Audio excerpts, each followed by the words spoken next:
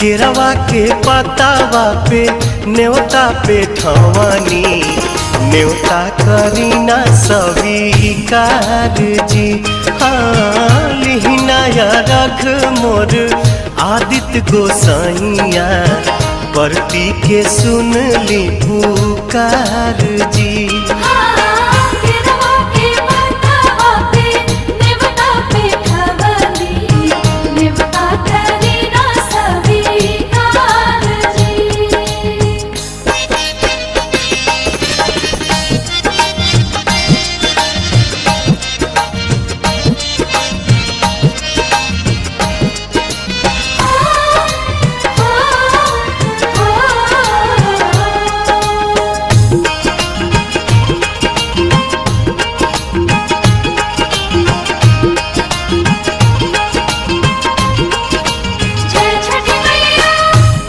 हम अरघ दुनो बेरा आदित तोहे साझिया फजीरे।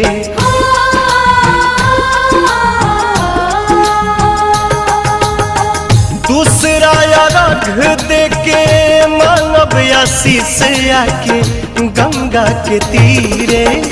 दिन के सहैया रौवे रोग हराइया जी रौवे से जग में जोर जी।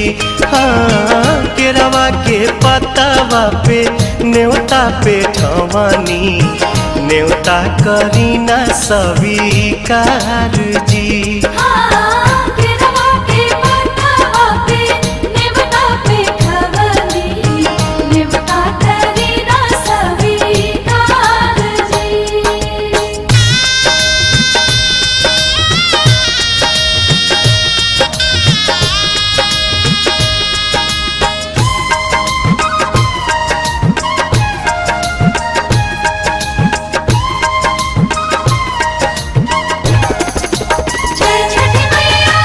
नजरी के कोर से करिले अजोर जग रौवे से जागेला।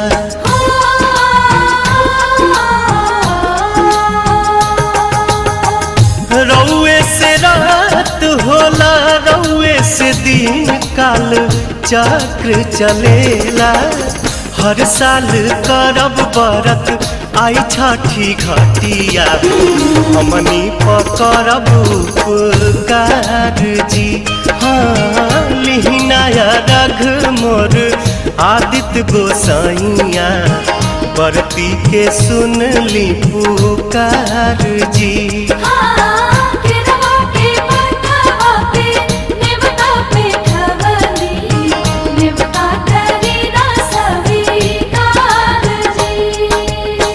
केरवा के पतावा पे न्योता पे ठवानी न्योता करीना स्वीकार जी।